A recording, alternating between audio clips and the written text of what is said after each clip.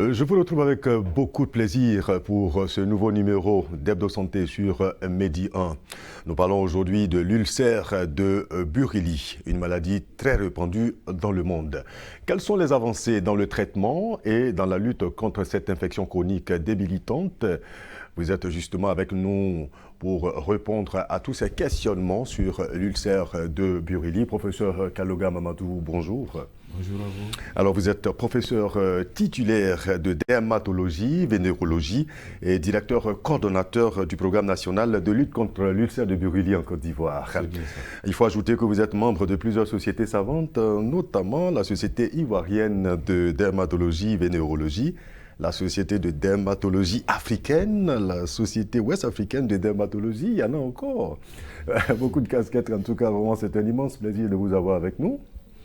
Merci. Également avec nous, M. Akpa Marie, qu'on retrouve avec beaucoup de plaisir. Bonjour, M. Akpa. Bonjour, monsieur. Alors, vous êtes sociologue et point focal de la Fondation ANESVAD pour la Côte d'Ivoire. Tout à fait, merci. Voilà, en tout cas, merci donc à tous les deux d'avoir accepté de participer à cette émission. Tout de suite, la première question, professeur. Est-ce que l'ulcère de Burili est toujours d'actualité? Si oui, est-ce qu'on peut avoir quelques chiffres pour mesurer l'ampleur? Oui, l'ulcère de Burili est toujours d'actualité et voilà pourquoi il existe en Côte d'Ivoire un programme national de lutte contre l'ulcère de Burili. Pour preuve, en 2020, on a dépisté 232 cas, en 2021, on a dépisté 239 cas et du 1er janvier 2022 jusqu'à ce jour, nous sommes à 156 cas dépistés sur le terrain. D'accord. La Côte d'Ivoire par rapport aux autres pays où sévit également la maladie, quelle est la position de la Côte d'Ivoire? La Côte d'Ivoire occupe une place leader parce que vous savez que la conférence de Yamoussoukro, c'est en 1983, c'est ici bien que cette conférence a eu lieu et on a lancé les bases de la prise en charge de l'ulcère de Burili dans le monde. Donc la Côte d'Ivoire occupe une place de leadership et c'est même le laboratoire, un des laboratoires en matière de la prise en charge de l'ulcère de Burili. D'accord. Alors donc, malgré, je vais dire, la position de la Côte d'Ivoire, est-ce que cette maladie est véritablement connue? Voici le constat de Ferdinand Kouakou. L'ulcère de Burili, c'est une sorte de plaie, je ne sais pas si c'est dans l'estomac ou quelque part dans le corps, je ne sais plus exactement. Mais j'ai déjà entendu ce nom, ulcère de Burili. C'est une plaie, l'ulcère de Burili, qui commence par un bouton, à ma connaissance. Et ce bouton-là vous démange à plusieurs reprises et après ça devient une plaie. L'ulcère de Burili, à ce que je sache. Je ne sais pas trop de quoi il s'agit, mais je sais que c'est en relation avec les vers. C'est une maladie qui s'attaque aux pieds généralement. Voilà, j'ai une idée vague dessus en fait. J'ai déjà entendu parler de l'ulcère de Burili et le signe dont on m'a décrit, c'est en fait une plaie qui est pratiquement incurable.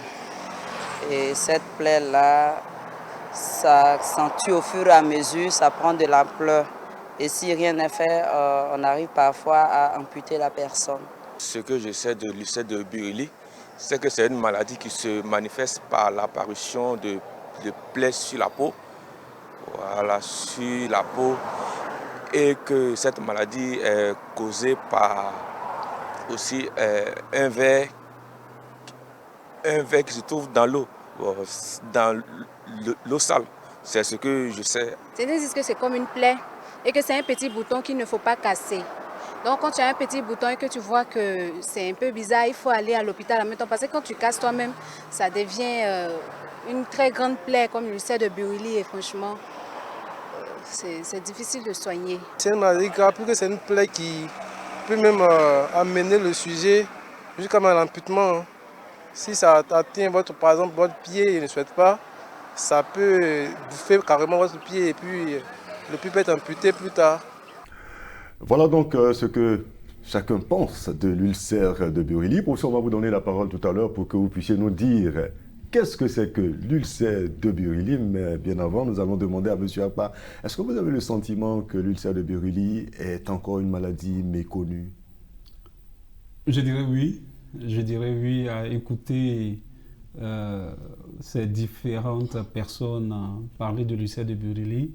Je pense qu'il y a beaucoup de choses à faire pour que tout le monde sache réellement ce que c'est que l'ulcère de Burkill. Je pense que ce plateau est le bienvenu pour donner vraiment des précisions sur ce que c'est que l'ulcère de Burkill. Professeur, quand vous entendez ces interventions, c'est une plaie, c'est un bouton qu'il ne faut pas casser. Oui, je vous comprends et je vois l'ampleur de notre travail. En fait, la bonne définition de l'ulcère de Burkill, c'est que c'est une maladie infectieuse qui est due à un microbe et qui va s'attaquer principalement à la peau. L'ulcère de Burkill, ce n'est pas une punition, ce n'est pas de la sorcellerie, ce n'est pas de la malédiction. D'accord. L'ulcère de Burkill est une maladie qui est due à un microbe appelé Mycobacterium ulcerans. D'accord. Alors, mais pourquoi Burkill? Le mot Burkill vient d'un district ougandais où on avait dépisté un grand nombre de cas. Quand on a découvert un grand nombre de cas dans ce camp de réfugiés, alors on a appelé cette maladie ulcère de Burkill. D'accord. En l'occurrence, à ce district sanitaire. D'accord. Et où est-ce qu'on trouve cette maladie? Cette maladie se voit dans 33 pays dans le monde, à peu près. Et dans la Côte d'Ivoire. Cette maladie peut se voir également au Ghana, en Afrique, au Nigeria, au Cameroun. Et hors de l'Afrique, la maladie peut se voir au Japon et en Australie. Alors, mais je voudrais compléter à cette question-là. Est-ce que c'est une maladie qu'on retrouve spécifiquement en zone rurale ou alors on retrouve cette maladie également en zone urbaine, par exemple dans les grandes villes? Non, c'est une maladie qu'on voit généralement dans la zone rurale. Et cette maladie-là fait partie des maladies tropicales dites négligées, c'est-à-dire des maladies qu'on voit en fin de goudron, c'est-à-dire juste après la route. C'est là qu'on va découvrir l'ulcère de Burkill. Et l'ulcère de Burkill va se voir dans les zones marécageuses. D'accord. Dans les zones marécageuses. Ça nous donne déjà donc une idée de comment est-ce qu'on attrape la maladie. Oui, l'ulcère de Burkill va se transmettre de l'environnement à l'homme. J'ai dit bien de l'environnement à l'homme. C'est-à-dire dans ces zones marécageuses-là, on a des punaises aquatiques. Et ce sont ces punaises aquatiques-là, lorsque les enfants ou des personnes adultes vont aller jouer, ou bien vont aller se baigner, ou même vont aller travailler dans ces zones-là, la punaise aquatique va piquer et transmettre le microbe. D'accord. Il faut savoir que l'ulcère de Burkill ne se transmet pas d'homme à homme. Il n'y a pas de transmission d'homme à homme. Ah, je répète bien. Lorsqu'une personne se rend, par exemple, dans un marécage, c'est que la personne est contaminée, la personne ne peut pas transmettre la maladie à une autre personne. Voilà. Ça veut dire quoi? Un malade qui est atteint d'ulcère de Burkill ne peut pas transmettre à son entourage ou à un membre de sa famille l'ulcère de Burkill, même s'ils vivent sous le même toit. Aucun cas n'a été décrit. Même s'ils ont un contact avec la peau, non, il n'y a pas de transmission d'homme à homme. Je rassure tout le monde et ça doit être clair dans l'esprit de tout le monde. D'accord. D'accord. Il fallait vraiment faire donc cette précision. Mais parlons déjà du diagnostic. Comment une personne qui a été dans ces zones marécageuses, qui présente des signes, les premiers signes déjà c'est quoi? Lorsque le malade va se faire piquer, ou bien lorsque le malade se fait piquer par cette punaise d'eau aquatique, on va avoir sécrétion d'une toxine. Et c'est cette toxine-là qu'on appelle mycolaptone qui va être à l'origine des lésions. Ça va commencer par des gonflements. Des gonflements à type de papules. Les papules, c'est des élevis cutanés de la peau de moins de 1 cm de diamètre. On peut également voir des placards. Ce sont des gonflements de la peau de plus de 1 cm de diamètre. On peut voir des nodules, c'est-à-dire ces sensations de billes sous la peau, ou même on peut avoir un gonflement de tout un segment de membre ou une partie du corps. Ce qui est remarquable dans l'ulcère de Burkill, il n'y a pas de fièvre, il n'y a pas de douleur et il n'y a pas d'altération de l'état général, c'est-à-dire que le malade ne va pas être amaigri. Il ne chauffe pas. Voilà, il ne va pas chauffer, il ne va pas avoir mal, il ne va pas être amaigri, il ne va pas perdre l'appétit. Comment la personne se sent comment alors? La personne se sent bien, seulement on sent qu'il y a une boule, mais ça ne dérange pas. L'enfant ou l'adulte pourra faire ses activités de façon normale. D'accord. Ça, c'est le premier stade. Si la maladie est reconnue et traitée à ce stade-là, on n'aura même pas de plaie. D'accord. Et comment il faut reconnaître comment reconnaître la maladie déjà à ce stade? Nous, on fait des prélèvements et on va faire des examens de laboratoire. On va faire la PCR, qui est la polymérase chaîne de réaction. Et lorsque cet examen-là, il est positif, on met le malade sous traitement. C'est des antibiotiques sur une durée de 56 jours. Et au bout de 56 jours, le malade, il est totalement guéri et on ne va pas avoir l'apparition des plaies. Mais si la maladie n'est pas dépistée à ce stade-là, c'est là que l'évolution va se faire vers la seconde phase, qui est la phase d'ulcère.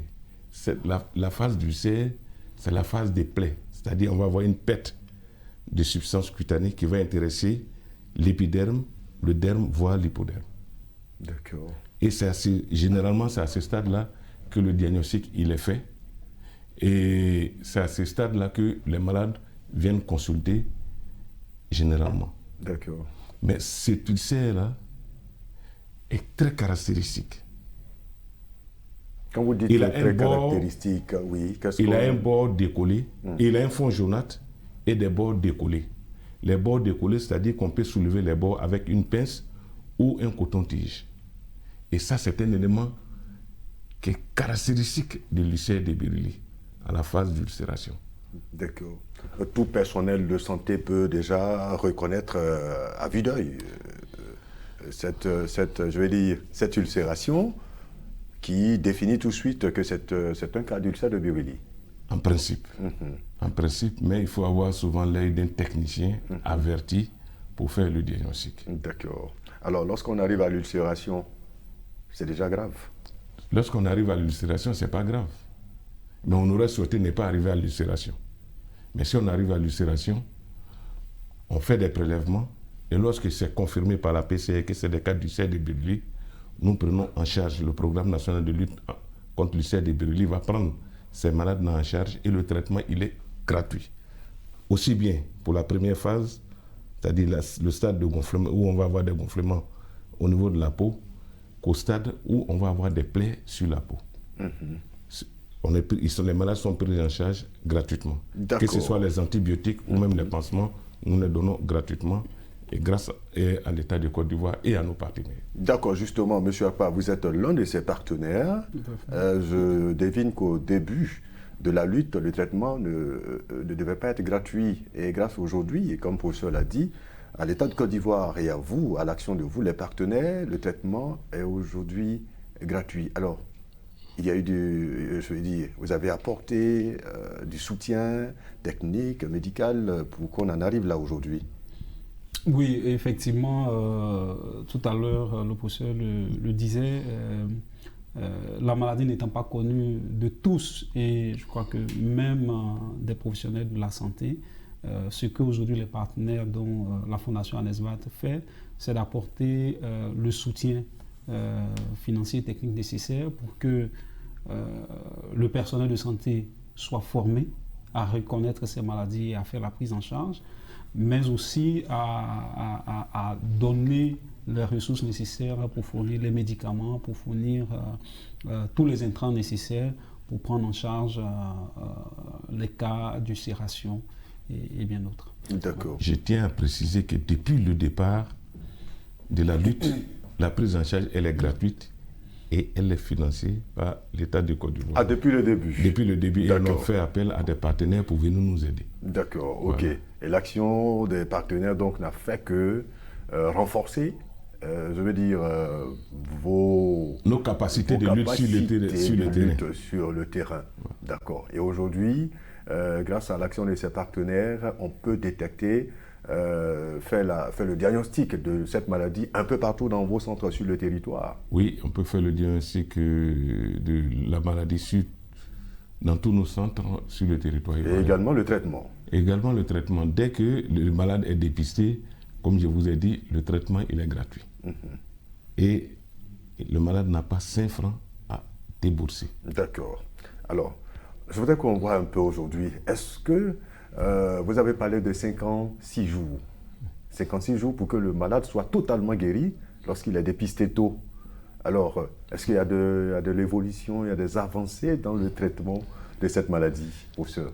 Oui, il y a des avancées dans le traitement de cette maladie. Au départ, quand on a commencé à avoir des cas d'ulcère de Buruli, on disait que le traitement il était essentiellement chirurgical.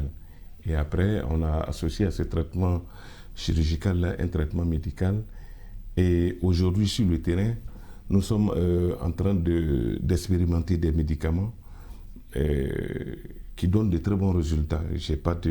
Puisque les études ne sont pas finies, donc je ne peux pas vous donner les résultats sur ce plateau, mais même la semaine prochaine, on a encore une séance de travail avec nos partenaires parce que nous souhaitons raccourcir la durée du traitement avec de nouvelles molécules, mais qui sont des molécules qui sont connues déjà et utilisées sur le terrain. Donc on veut raccourcir la durée du traitement en utilisant ces nouvelles molécules-là. Donc il y a des avancées thérapeutiques, mais très bientôt, on va le faire savoir. D'accord. Sur ces avancées thérapeutiques, M. Appa? Oui, je pense qu'aujourd'hui, 56 jours, c'est quand même assez long.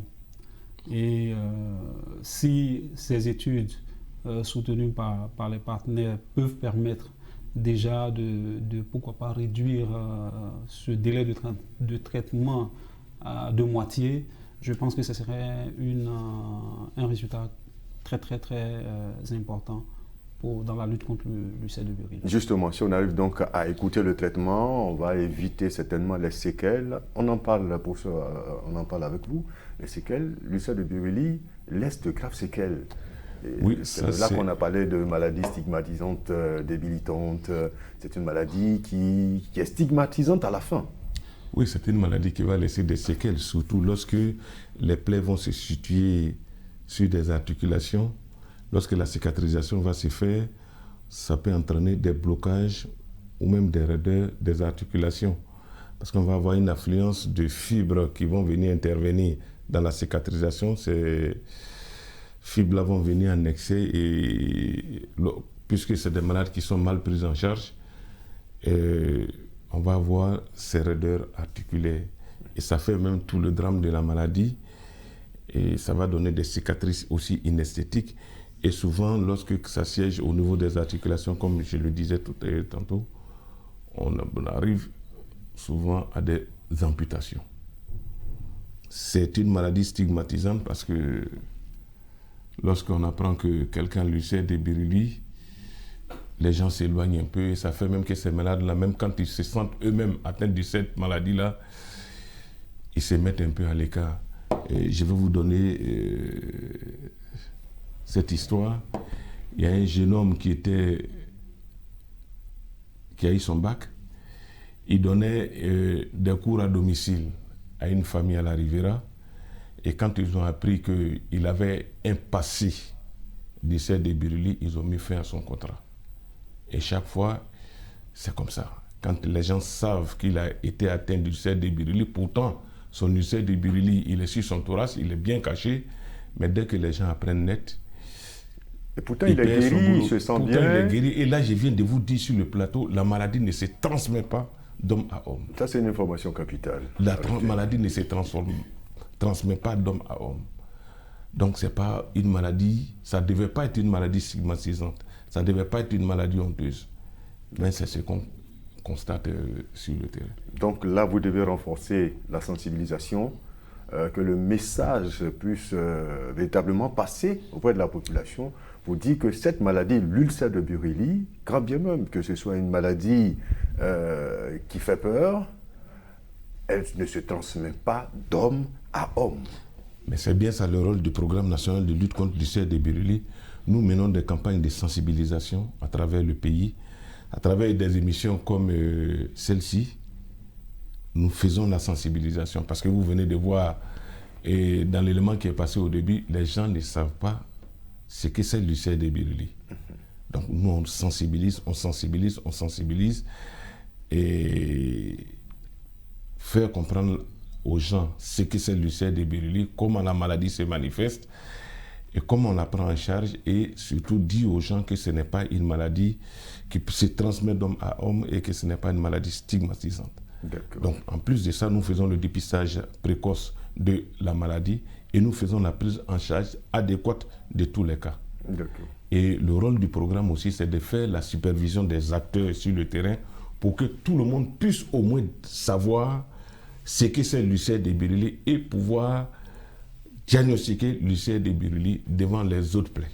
D'accord. Mais est-ce que je vais dire les zones où cette maladie sévit le plus, est-ce que vous avez pris toutes les dispositions de sorte à mettre là-bas des centres pour que le dépistage se fasse assez vite? Oui, on a des centres à l'intérieur dans ces zones où on dépiste le grand nombre de cas, et on a même des acteurs de terrain qui sont formés, même on a des agents de santé communautaires qu'on a formés à la prise en charge, d'abord à la reconnaissance de la maladie et à la prise en charge. C'est-à-dire lorsque ces agents de santé communautaires détectent un cas, ils font appel aux infirmiers spécialistes qui s'y connaissent bien, et le programme interpellé, on fait les prélèvements et on prend en charge les malades. En termes de perspective, M. Akpa-Marie, vous, partenaire ANESVAD, en termes de perspective, est-ce que vous pensez que malgré, avec tous les moyens que vous injectez dans la lutte, on peut espérer inverser la tendance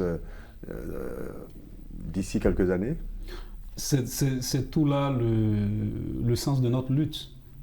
Si vous n'avez pas l'envie de changer les choses, je pense que ce n'est pas vraiment nécessaire de mener une lutte. C'est pourquoi vraiment la Fondation ANESVAD s'engage auprès de l'État de Côte d'Ivoire, particulièrement auprès du ministère de la Santé à travers ces programmes, à renforcer cette collaboration, à renforcer, à donner les moyens nécessaires, les moyens qu'il faut pour que cette lutte-là soit intégrale, mais aussi qu'elle soit intégrée.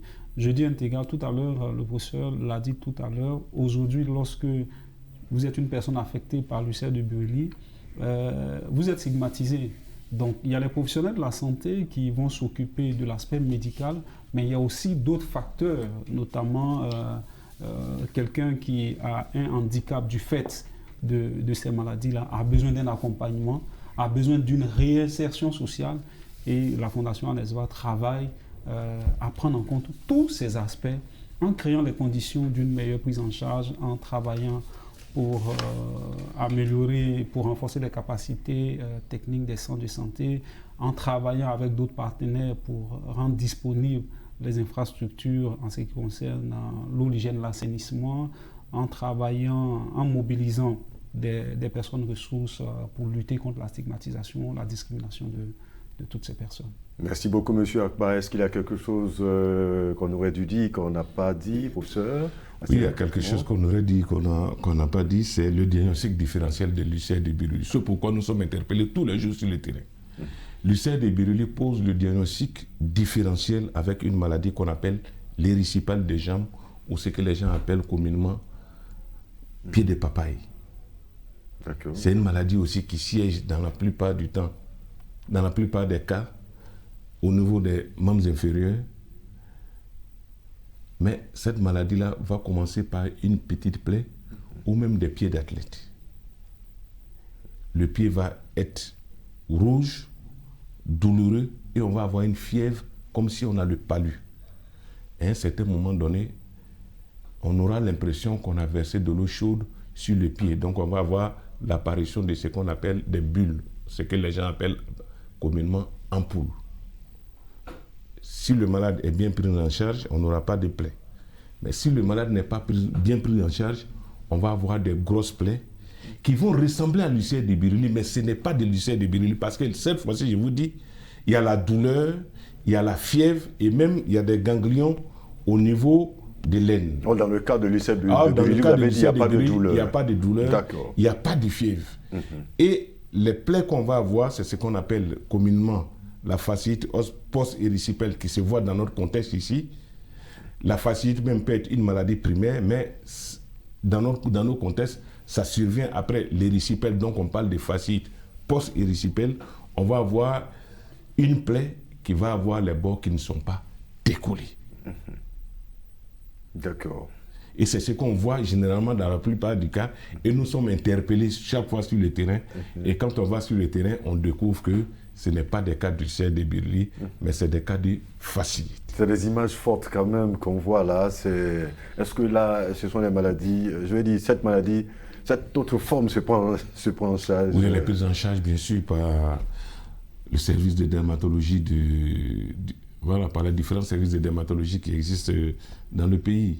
Et on forme les gens sur le terrain à faire la différence entre les deux maladies parce que pas plus tard que la semaine dernière, on a été interpellé pour dire qu'il y a des cas à l'épée. On nous a même interpellé pour dire qu'il y a des cas à Sikensi. Et lorsqu'on allait faire les explorations, on s'est rendu compte que c'est plus des cas de fasciite nécrosante post-éricipèle. Avec la pluie aujourd'hui, les gens vont marcher dans l'eau, on va avoir une exacerbation des lésions des pieds d'athlète qui va favoriser la pénétration du microbe. Cette fois-ci, le microbe s'appelle streptocoque bêta-hémolytique du groupe A. D'accord. On aura l'occasion donc de revenir sûrement sur cette maladie spécifique. Nous avons parlé aujourd'hui donc d'ulcère de Burili. En tout cas, merci à vous, Monsieur Akpa Amari. Je rappelle que vous êtes sociologue et point focal de la Fondation Adesvad pour la Côte d'Ivoire. Encore merci à vous, professeur Kaloga Mamadou.